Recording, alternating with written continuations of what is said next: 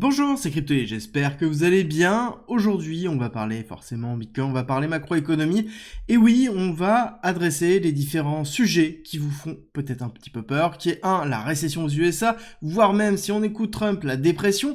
Et est-ce que oui ou non, il y a un risque que le bull run soit terminé, que ce soit sur les altcoins, que ce soit sur Bitcoin. En fait, tout est disponible, tout est accessible directement et on a déjà vu des patterns identiques. Donc il va être assez facile de pouvoir revenir sur l'ensemble de ces points-là pour pouvoir statuer si oui ou non on a un risque que le bull run ne se déclenche jamais et qu'il soit terminé, comme on peut le voir déjà dans certains endroits, des commentaires, que ce soit en dessous des vidéos ou que ce soit directement sur Crypto Twitter. On fait le point ensemble tout de suite. Pour ceux qui ne me connaissent pas, je suis Cryptoly, je suis entrepreneur, investisseur et trader crypto, et aujourd'hui, forcément, on va parler Bitcoin, on va parler avant macroéconomie, parce que nous avons quand même une peur très forte de la récession, et quand on écoute par exemple Donald Trump, il explique que c'est certainement une phase de dépression, et surtout s'il n'est pas élu, bien évidemment. Donc on a une communication de la peur qui se fait, une communication de la peur qui a été accentuée très fortement par la chute que l'on a eue au niveau du S&P 500. Alors certes, ça se voit beaucoup moins maintenant, mais ça a été quand même très impressionnant, et surtout ça a fait vraiment peur à beaucoup de personnes. Et forcément, il y a cette connotation de dépression aux USA, qui pourrait entraîner d'ailleurs la fin préméditée, ou en tout cas anticipée, du bull run, prémédité par certains, anticipé par d'autres. Ça n'empêche que, est-ce que oui ou non, nous sommes dans une vague de récession aux USA, est-ce qu'on est aussi dans une possible bear market, en tout cas une chute vers le bear market au niveau de Bitcoin.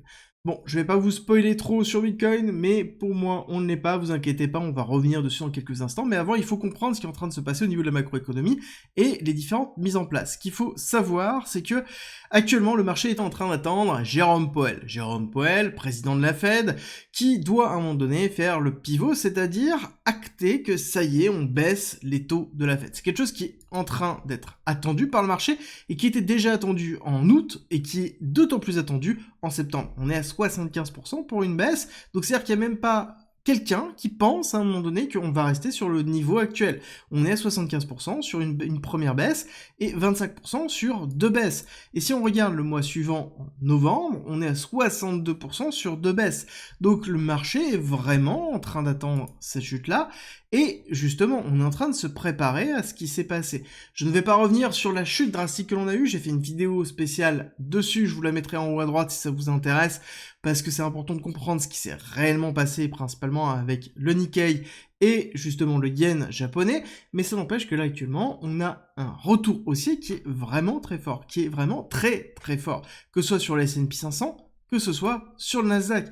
Le Nasdaq, on est d'ailleurs sur deux scénarios. On est sur un scénario de continuité baissière en deux temps, c'est-à-dire qu'on a eu une première vague impulsive baissière ici, avec un retracement haussier pour faire encore une deuxième vague, soit on est tout simplement dans un retracement classique pour avoir une accélération haussière. Qu'est-ce qui détermine cet élément-là ? C'est oui, la probabilité de récession, mais ça on va revenir dessus dans quelques instants, mais techniquement, ça va être est-ce qu'on casse la structure, donc c'est-à-dire faire ce break-off structure, c'est-à-dire faire une rupture et une consolidation des 17 000 au niveau du Nasdaq. Et pourquoi je parle principalement du Nasdaq ? Parce que c'est là où on a le plus de performance au niveau du S&P 500. Le S&P 500 ne serait pas dans ces niveaux-là si le Nasdaq n'avait pas autant poussé, grâce principalement aux géants de la tech US qui portent quand même grandement une grosse partie du marché. Et justement, c'est là où on se pose la question. On se pose la question sur deux choses. C'est est-ce que Jérôme Powell va vraiment agir sur le marché ? Est-ce qu'il va rentrer dans cette phase de pivot ? Et est-ce qu'on est potentiellement en dépression ? Et ça, il y a un élément qui est très important, même deux éléments qui sont très importants à comprendre. Et c'est toujours les mêmes, on revient toujours dessus, parce que c'est vraiment la base. Il faut comprendre que Jérôme Powell ne regarde que deux choses réellement. Plein de petites choses à côté, mais les deux principales choses qu'il va regarder, ça va être l'inflation, et deux, le taux de chômage. Pourquoi ? Parce que c'est dans son mandat, c'est-à-dire qu'il doit tenir l'inflation le plus près des 2%, et il doit minimiser justement l'augmentation du chômage. Il doit avoir un chômage le plus bas possible, un taux d'emploi le plus important possible. C'est ses missions, c'est ce pourquoi il est là. Si jamais il n'arrive pas à faire ça, ça sous-entend qu'il n'aura pas réussi. Il doit assurer une stabilité des prix et une stabilité de l'emploi. Et justement, la stabilité des prix est tenue par l'inflation, cette courbe rouge Bordeaux qui se trouve ici, et ici le taux de chômage qui est en bleu, et on voit bien qu'on a ici une accélération du taux de chômage, donc qui a fait très très peur, on va revenir dessus en quelques instants, et on va parler ici de l'inflation. L'inflation, ça y est, qui commence vraiment à casser la période de latéralisation qu'on avait, qui était très très compliquée à gérer psychologiquement, surtout au niveau de la Fed, parce que ça a mis 1 an avant de se dire que ça y est, on avait un taux de chômage, un taux d'inflation pardon, qui commençait à baisser, et donc forcément un impact au niveau de l'économie, où ça y est, on avait une économie qui commençait à ralentir. Alors, est-ce que c'est toute l'économie? Non, je ne pense pas, mais ça empêche qu'on a suffisamment d'inflexion au niveau de la courbe de l'inflation pour se dire que ça y est, potentiellement, on est en train de réussir. Donc là, c'est une bonne nouvelle. Et la mauvaise nouvelle, c'est l'augmentation ici du chômage. L'augmentation du chômage qui, somme toute, est mauvaise, mais à quel point elle est mauvaise? Est-ce que ça touche réellement l'économie américaine? Et c'est là où on va rentrer un petit peu plus dans le détail. On va rentrer dans le détail en allant tout simplement regarder ici les statistiques du bureau officiel du chômage, tout simplement. Et ça, c'est très important parce que on va rentrer vraiment dans le détail. On va rentrer dans le détail ici avec un premier graphique qui est la représentation de ceux qui ont été, enfin la durée, pardon, de ceux qui sont en chômage. Ça sous-entend, plus le chômage long terme augmente, plus il y a un risque de récession. Et ça, c'est assez simple à regarder. On voit que le chômage court terme bouge assez peu. Quand on commence à aller dans le chômage 5 à 14 semaines, ça commence à monter un petit peu. Le 15-26, ça bouge assez peu, mais ça monte quand même un petit peu. Et le 27 semaines ou plus, on voit bien qu'on a une inflexion haussière. Et on voit qu'en effet, on a quand même des prémices d'une récession qui est en train de se mettre en place. Ça, il faut pas se le cacher, on le sait très bien que l'économie américaine a pris un coup qui est relativement sévère et fort, et qu'on a une rupture économique entre, la bulle de l'intelligence artificielle, qui peut ne pas être une bulle et est tout simplement une révolution technologique, et à côté, avoir une restructuration économique américaine avec une réindustrialisation, parce que c'est quelque chose qui est un peu obligatoire au vu de ce qui s'est passé, de la rupture que l'on voit entre les BRICS et les USA. Et donc là, on a vraiment un signe de restructuration plutôt qu'un signe réellement de dépression, mais une restructuration peut passer par une phase de récession. Mais est-ce qu'elle est si grave que ça? Est-ce qu'elle va arriver demain comme on nous l'a vendu, comme cette chute, ce crash, qui était à l'origine d'une dépression? Le fait de faire peur, encore une fois, quelque chose qui revient souvent sur la table, et pour ça on va regarder un deuxième graphique, toujours du même endroit, on garde toujours les meilleures statistiques qui sont sorties, qui sont celles sur lesquelles la Fed se base, principalement. On va voir ici les raisons, justement, du chômage. Et ça, c'est très intéressant, parce que nous allons voir deux choses qui vont être très importantes. C'est les personnes qui perdent un emploi parce qu'ils ont été dans un job qui est temporaire, et ceux qui perdent un job parce qu'ils n'étaient pas dans quelque chose de temporaire. Et ça, c'est très important, parce que c'est ce qui détermine là où il y a l'augmentation réellement du taux de chômage. Et ce qui est intéressant, c'est qu'on voit bien que les personnes qui ont perdu un emploi parce qu'ils ont perdu un emploi tout simplement, c'est-à-dire qu'ils n'étaient pas dans un job qui était temporaire, ils avaient un job qui était, on va dire, sécurisé, entre guillemets, aux USA, tout est relatif, mais quelque chose comme ça, on voit qu'on n'a pas d'augmentation drastique. Par contre, si on regarde ici cette partie-là, cette courbe qui est noire, on voit bien qu'on a un petit pic sur la période 2024, fin 2024, qui est normal, parce que ça veut dire que les jobs saisonniers sont en train de faire une rotation, et c'est tout à fait normal d'avoir ça. Après, on pourrait aussi avoir une représentation de se dire, mais on a aussi peut-être de plus en plus de jobs qui sont saisonniers, temporaires, et de moins en moins qui sont sur le long terme. Oui, c'est peut-être vrai, mais malheureusement, on n'a pas encore ces informations-là, et je pense qu'on les aura sur le long terme. Mais est-ce qu'on est réellement, comme le dit Donald Trump, sur un risque d'une dépression? Non, pour moi, on n'en est pas là, et très loin d'être là. Oui, pour moi, dans les 12-18 prochains mois, on aura une récession aux USA. Mais ça, encore une fois, c'est du long terme. C'est quelque chose qu'il ne faut pas pricer maintenant, c'est quelque chose qu'il ne faut pas jouer maintenant. Actuellement, on est dans quelque chose où on essaie de nous faire peur, parce que on a une structuration géopolitique qui est anxiogène, et à côté on joue sur cette peur par rapport aux élections américaines. C'est quelque chose qu'il va falloir faire très attention sur cette fin d'année, et clairement pour moi ce sera certainement le début du bull run, et il y aura peut-être une phase de prémisse par rapport à ça, mais on va revenir dessus dans quelques instants. Donc est-ce qu'on est dans une phase de dépression? Non. Est-ce qu'on est dans une phase de récession? Non, pas encore. Oui, ici le taux de chômage est inquiétant, mais n'est pas aussi important qu'on pourrait le faire penser. Mais en tout cas, c'est quelque chose qui est plutôt positif, qui va pousser certainement la Fed à agir sur les taux, et donc derrière libérer de la liquidité et imprimer de l'argent. Maintenant, qu'est-ce qu'il en est au niveau de BTC? Et là-dessus, je vais directement traiter l'interrogation et que je vois de plus en plus dans les commentaires en disant « ça y est, on est en bear market, c'est fini, on retourne à la cave, ça a été anticipé ». En fait, non, encore une fois, le bear market, on le voit très très bien, la chute, la rupture d'un bull run versus justement la chute qui nous emmène dans un bear market, c'est quelque chose qui est très très important, c'est quelque chose qui fait très très mal, qui est très très violent. Ceux qui pensent ça, ou ceux qui arbitrent de cette façon-là, c'est qu'ils n'ont pas vécu ces phases-là, qui n'ont pas vécu ces phases ici. Encore une fois, pour ceux qui étaient là, que ce soit dans les cycles précédents, ou que ce soit juste dans le cycle, ne serait-ce que 2021, vous comprenez la violence du mouvement. Là, actuellement, on n'est pas du tout dans cette violence-là. On a, oui, des retracements, mais qui sont plus des retracements qu'on peut retrouver ici, qu'on peut retrouver ici, qu'on peut retrouver ici. Ce sont des éléments qui font partie d'une temporisation du marché. Encore une fois, le bull run n'est pas juste une accélération haussière, n'est pas juste une bougie on va dire miraculeuse, qui va tout droit to the moon. Non, c'est quelque chose qui est travaillé, certes avec de la volatilité, mais ça reste un pricing, ça reste un marché dans lequel on va aller chercher de la liquidation, dans lequel on va chercher des ordres, et ça veut dire que, en effet, il va avoir des allers-retours, et c'est exactement ce que l'on voit maintenant. Encore une fois, on est très très loin des mouvements drastiques que l'on a pu vivre, que ce soit au décrochage ici, que ce soit à Terra Luna ici, ou que ce soit ne serait-ce que sur la petite bougie qui fait pas forcément peur ici, mais qui faisait très très peur à l'époque, qui est FTX. On est très très loin de ça. Et c'est pour ça qu'il faut prendre beaucoup de recul. Et beaucoup pensent que c'est parce que les alts ont beaucoup retracé que forcément, nous sommes dans cette phase ici de bear market et qu'on rentre en bear market. Encore une fois, le bear market n'est pas la phase de retracement, n'est pas la phase de liquidation, n'est pas la phase de chute. Le bear market se trouve dans cette partie-là.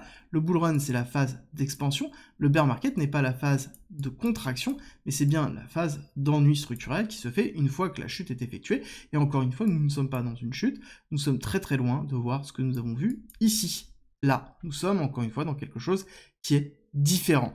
Et oui, nous avons peut-être un risque de récession, mais encore une fois, il est loin, il est dans quelque chose qui est beaucoup incentivé autour de l'image de la peur, et encore une fois, la psychologie joue énormément. C'est pour ça qu'il faut des fois prendre du recul par rapport à ce qui se passe, justement prendre du recul par rapport aux nouvelles, même si on aime regarder tous les jours, il faut bien comprendre qu'il y a plusieurs time frames, il y a plusieurs temporalités d'action, d'où l'intérêt de ces vidéos hebdomadaires que je vous fais le samedi, où on prend justement un petit peu de recul pour comprendre et traiter ce qui se passe. Je voulais en profiter pour vous proposer aussi une analyse qui est un petit peu différente, parce que je trouve qu'il y a une corrélation très forte, ça je vous le dis régulièrement, avec les ETF spot Bitcoin. Et oui, on sait très bien que le rallye qu'on a connu en octobre 2023 a été initié principalement par la rumeur de la validation des ETF spot Bitcoin, et notamment celui de BlackRock porté par BlackRock, et la deuxième phase d'accélération qu'on a connue qui nous a mené à ce top, et principalement le lancement de l'ETF spot BlackRock.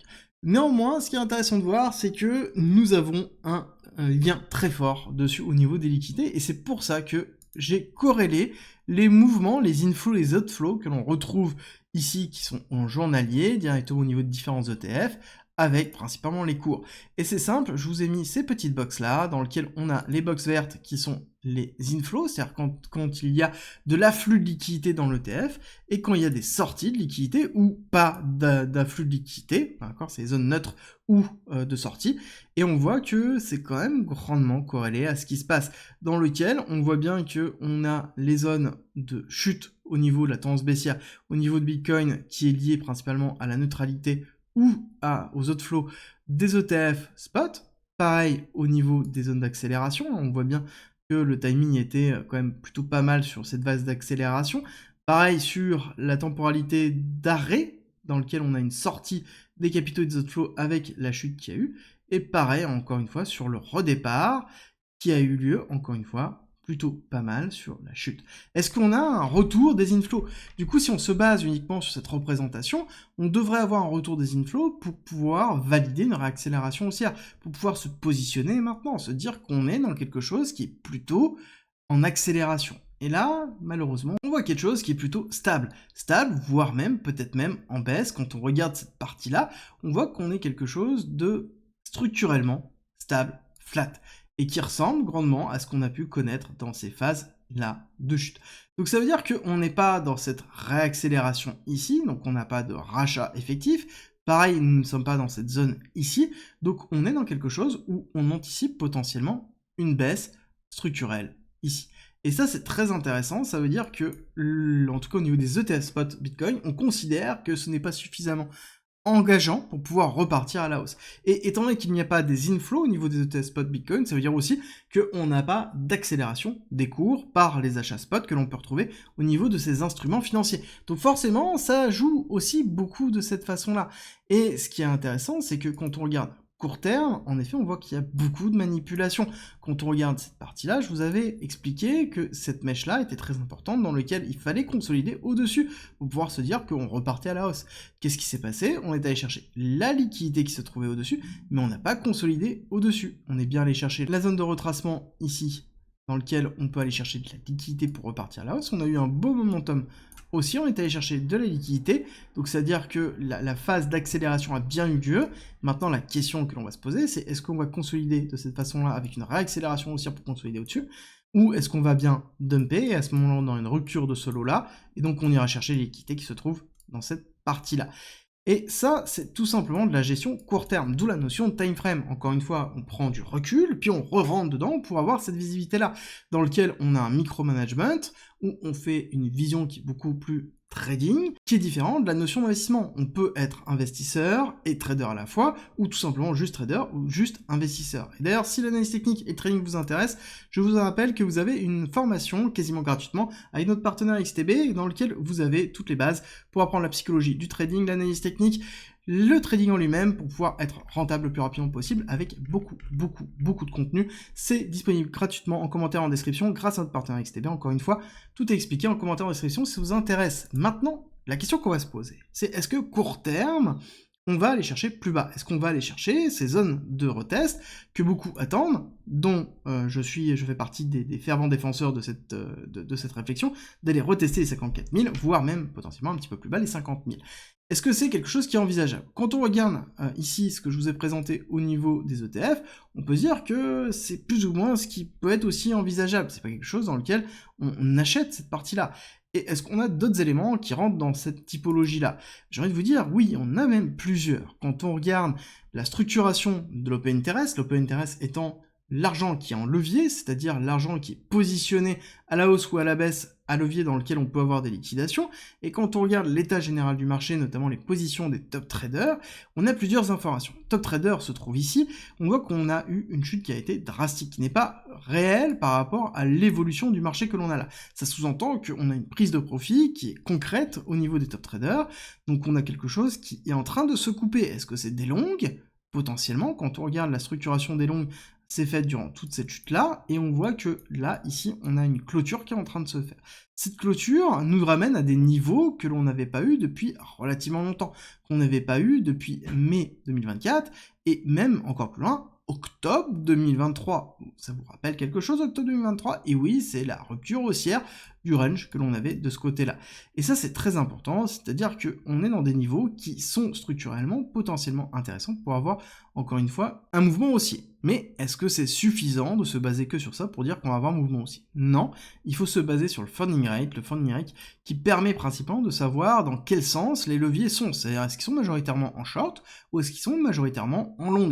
Et ce qui est intéressant de voir, c'est que durant la période qui a été relativement longue, où les top traders étaient plus ou moins hedgés, donc à 50%, on voit que les funding rates étaient plutôt négatifs. On oscillait même entre les deux majoritairement. Est-ce que c'est le cas maintenant? J'ai envie de vous dire, non, on est dans quelque chose qui est encore majoritairement longue, on n'a pas de momentum qui est en train de se créer, et on n'a pas cette période d'instabilité qui a duré quand même pendant relativement longtemps. C'est-à-dire quand on regarde, c'était un peu 15 août, hein, si on regarde le momentum timing est quand même très très fort, hein, 18 août, jusqu'où? Jusqu'à octobre. Est-ce qu'on se retrouverait pas dans une schématique où on serait dans quelque chose comme ça, avec une oscillation de ce style-là, avant d'avoir une rupture haussière?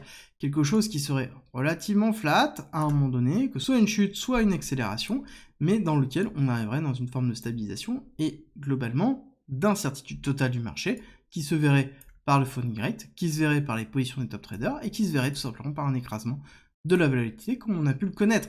Encore une fois, le timing est relativement choquant. Je rappelle, nous sommes le 17 août, et c'est quelque chose qui s'est effectué, encore une fois, le 18 août dernier. Est-ce qu'on serait pas, encore une fois, dans quelque chose qui serait plutôt bien timé? Et ce sont des choses dans lesquelles, à un moment donné, on se rend compte que le marché est clairement manipulé et qu'il y a une véritable cohérence à avoir une forme d'analyse, de fractalité au niveau de l'émotion générale du marché. Est-ce que, d'ailleurs, l'année dernière, en août, nous avions une peur aussi au niveau de la récession? Ce sont des questions qu'il faut se poser et voir que on a une forme de cyclicité qui se fait, que ce soit au niveau des nouvelles, que ce soit au niveau de la peur, que ce soit au niveau de la temporalité, parce que c'est une réalité, à un moment donné, on oublie très vite ce qui s'est passé l'année dernière, alors que beaucoup est lié. Encore une fois, prenez un maximum de recul par rapport à ça et posez-vous les bonnes questions, et surtout revenez, profitez de cette période d'instabilité, de cette période de réflexion, parce que nous sommes dans une période de réflexion, pour pouvoir statuer votre portefeuille, statuer votre stratégie. Encore une fois, ne pensez pas que acheter le bottom et vendre le top, c'est une stratégie. Ne pensez pas que si vous n'avez pas de fichier Excel qui suit vraiment vos performances, vous allez réussir. Prenez le temps de vous structurer. Arrêtez de considérer que c'est du gambling et surtout, structurez-vous. Là, actuellement, nous avons une opportunité, nous avons du temps pour pouvoir le faire. Si c'est vraiment en train de se mettre en place, sortez de ces émotions-là pour rentrer dans une phase de stratégie. Et encore une fois, c'est quelque chose qui est très important. Et d'ailleurs, en commentaire en description, en plus de la formation trading, vous avez la possibilité de voir ma méthode d'investissement qui est disponible gratuitement en commentaire en description aussi. Donc, choisissez votre chemin. Encore une fois, c'est en commentaire en description. Et nous, on se retrouve très vite pour une nouvelle vidéo. Et si cette vidéo vous a aidé, n'oubliez pas de liker, partager, abonnez-vous. Et nous, on se retrouve très vite.